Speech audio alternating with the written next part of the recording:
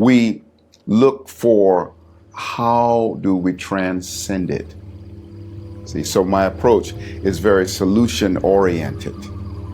You know, it's extremely insightful. I've been blessed to be really, really good at what I do. And I think one of the things that helps a lot is the phenomenal love that I feel for people.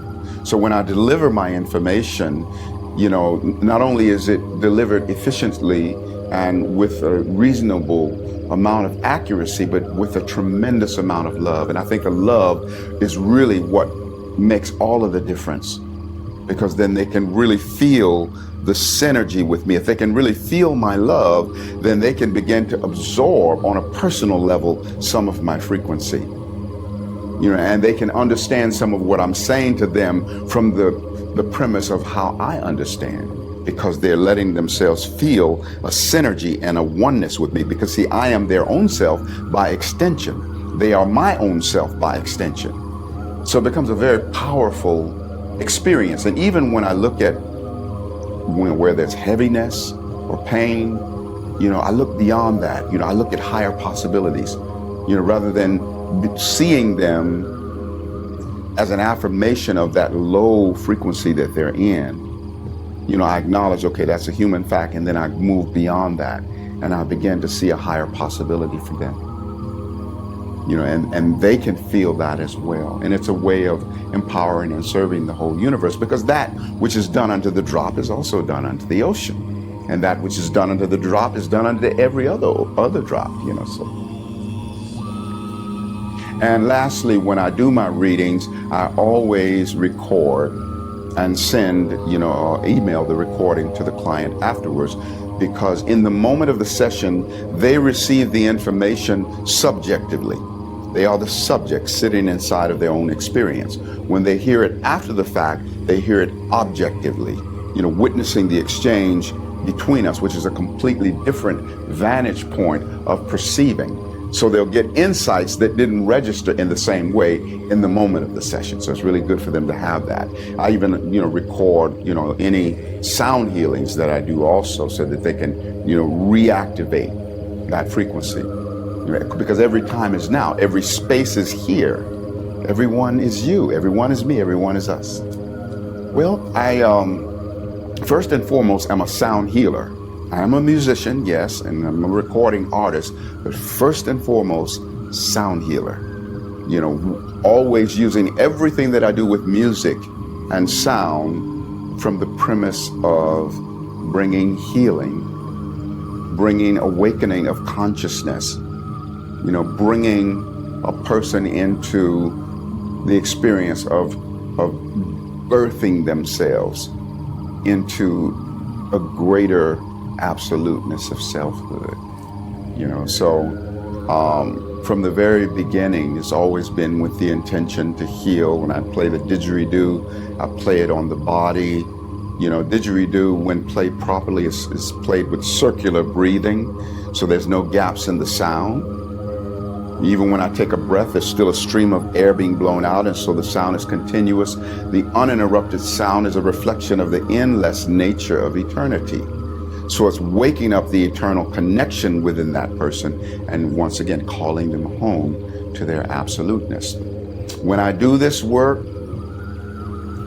I am way beyond the exclusiveness of this individual, Astarius Miraculii. I am in alignment with the all-inclusiveness of who I am as the universe portaling through the individual, Astarius Miraculii. See, the universe that I am can't fail. The universe that I am is infinitely successful in the healing ways. You see, and the universe that I am, AKA, you know, the God beingness that I am, is tireless and cannot be drained. You know, many healers mention the experience of getting drained. When that happens, it's because they are over-identified with the exclusiveness of their individual being the source of the healing.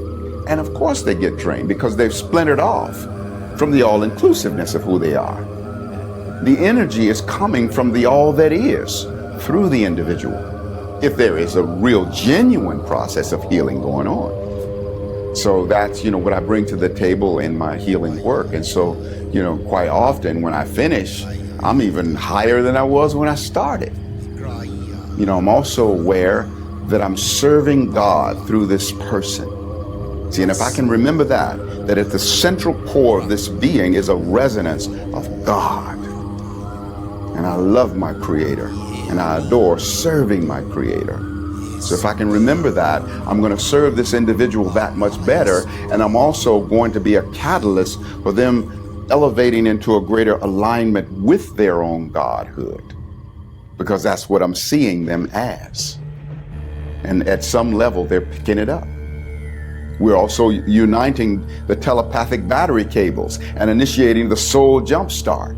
I'm jump-starting them with the frequency that I live in, because my exaltation is their exaltation, as theirs is mine, as the whole universe's exaltation is our exaltation. So I make crystal wands, and when I make them, I weave into them the resonance of the multidimensional ascended self, that's beyond all human woes and beyond all human pains. I use both science and spirit when I make these. So I work from the principle of electronics. So you see this antenna here. In electronics, this would be the main coil. Okay, this particular crystal, is a smoky citrine quartz crystal. Okay, this copper tube that, is all the way from here to there. Now, underneath the dressings is a network of wire wraps that link the crystal, and in electronics, that would be called the secondary coil. So the secondary coil is the means by which amplification takes place. So the power of the overall wand matrix is multiplied by the number of turns of wire in the secondary coil. I also make these in a way where I can take the cap off, and the tube is empty all the way through there, except that I put some bird seed, the food of flight, some lavender buds, and some rose petals in there. So it's a frequency of ascension, it's a frequency of love, like the love of self, the love of source, the love of the beloved, the love of friendships, the love of business associates, and on in that way. And the crystal symbolizes spirit. I use leathers and suedes, the skin of animal, our brother and sister in the flesh kingdom. So the leather and suede are symbolic of the physical body, merged with spirit, which is symbolized by the crystal. And down here is this stone down here that I've attached to the copper cap, is called Dravite, which is in the tourmaline family. It's brown tourmaline, but the actual specific term for it is Dravite. So anyway, that's the one. These can be used to meditate. You put them on the different chakras. You can wheel them, move them through the energy field. They're extremely powerful.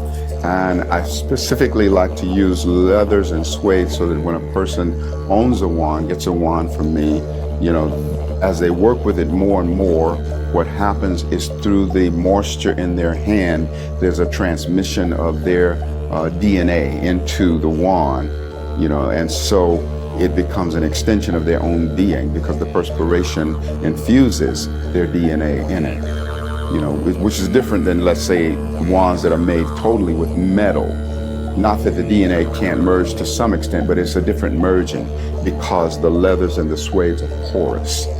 So it's specifically on purpose that I like for that to be the handle of the wand. So that's my story of the crystal wand. We talked about the music. I guess the only other thing is that, the music is just there with the intention to heal and to transform. I also use binaural beats in a lot of my music now. Binaural beats where I embed it, where it's subliminal, and also the title track of my album, Spirit Rap, which has been my top-selling album and my most celebrated track. Many people say it has literally saved their life. So in a lot of my later CDs, what I've done is I've embedded binaural beats along with the invocation Spirit Rap.